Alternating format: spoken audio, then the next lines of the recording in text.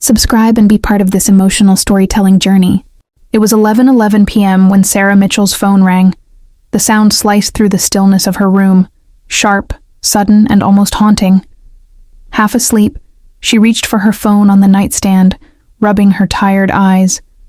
But when she saw the screen, her entire body went cold. Mom.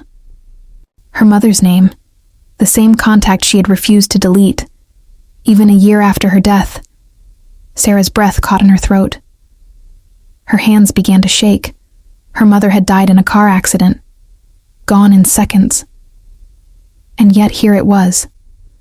Her phone ringing with the same contact, the same ringtone. For a long moment, Sarah just stared at it, her mind blank, her pulse hammering. "This isn't real," she whispered. "It can't be real." But the phone kept ringing, almost waiting. Finally, trembling, she swiped the screen. "Hello?" At first there was only silence, then a faint sound, static, soft breathing, and then she heard it, the voice she thought she'd never hear again.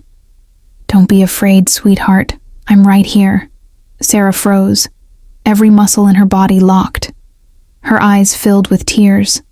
That voice, that gentle tone, was her mother's. "Mom?" she whispered. "Is it really you?" But the call disconnected. Just like that, the room fell silent again. The next morning, Sarah convinced herself it was a dream.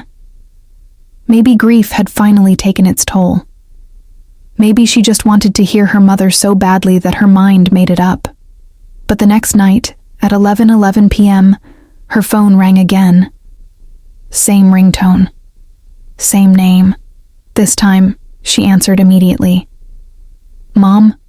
Her mother's voice came through softly, warm and familiar. "I miss you, my love." Tears streamed down Sarah's cheeks. "I miss you too," she whispered. "So much." The line went quiet. The call ended. But this time, Sarah didn't feel afraid. She felt peace. Strange, deep peace. Until one night, her mother's voice said something that shattered her calm completely. "Don't trust everyone, Sarah. Someone close to you is hiding the truth." Sarah couldn't get those words out of her head. Someone close is hiding the truth. The sentence echoed over and over, haunting her like a melody she couldn't escape. But what truth? Her mother's death was an accident. That's what the police had said. A rainy night, slippery road, a car that lost control. End of story. But now, that explanation didn't feel right anymore. Sarah began to dig. She went through her mother's old belongings, police reports, even her phone records. And then she found something strange. The time of the crash didn't match the time of her mother's last text message. Her mom had texted her at 9:14 p.m. saying, "There's something I need to tell you." But the accident report said the crash occurred at 9:05 p.m. How could she text after the crash? Sarah's heart raced. Her mind spun with fear and confusion. She needed to talk to someone she trusted completely. She called her best friend, Emma Carter. Emma had been her support system through everything. When Sarah told her about the calls and the strange report, Emma froze. "Sarah, you're grieving," she said softly. "Sometimes grief can make us see and hear things that aren't there." "No," Sarah snapped. "It's her voice, Emma. My mom's voice. I know it." Emma looked away, her eyes flickering with something unreadable.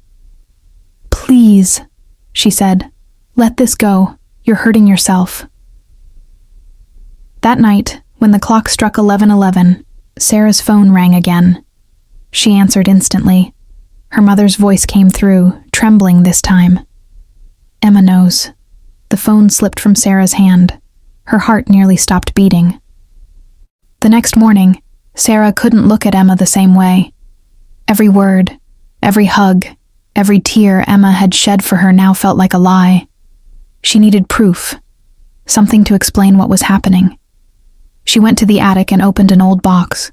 Her mother's phone, cracked and dusty, still inside. The police had returned it after the investigation, saying nothing important was found. But there was one video file on it, unopened, untitled. Sarah pressed play. The video was dark, shaky, with rain pouring outside. Her mother's face appeared, pale, frightened, crying. "If anything happens to me, Sarah, I'm so sorry. I can't stay anymore. He's betrayed me." Sarah's body went cold. Her mother turned the camera toward the passenger seat, a woman's purse, and beside it a silver bracelet. Sarah gasped. She recognized that bracelet. It belonged to Emma. Her mother's voice broke as she said, "I saw them together. I can't pretend anymore." The realization hit Sarah like a blade through her heart. Her father and Emma, they had been having an affair. Her mother had found out that night, the night she died. Tears blurred Sarah's vision. She dropped the phone, falling to her knees. The people she had loved most had destroyed everything. That night, the phone rang again. Sarah answered immediately. Her mother's voice came through softly. "You found out, didn't you, sweetheart?" "Yes," Sarah whispered. "Why did you make me see it?" Her mother's voice trembled. "Because you needed to know. I forgive them, Sarah. But don't ever forget what truth costs." Sarah's tears fell harder. "How can you forgive them, Mom? They killed you." "No, my love. Their lies killed their peace. Don't let it take yours too." Then the call ended, and for the first time, Sarah didn't cry. She sat in silence, broken, but strangely calm. Sarah left the city a week later. No note. No confrontation. Just silence. She moved to a small seaside town where no one knew her name. She found a quiet house near the cliffs and tried to rebuild her life piece by piece. Her father called for months, leaving messages that she never answered. Emma tried visiting, but Sarah never opened the door. She didn't want revenge. She just wanted peace, the kind her mother deserved. The 1111 calls stopped. Life slowly became normal again. Sarah learned to smile without breaking. She began walking on the beach every morning, feeling the cold wind brush against her skin. For the first time in a long while, she started to heal. Then, on her birthday night, she sat by the window staring at the moon. Her phone lay quietly beside her, forgotten.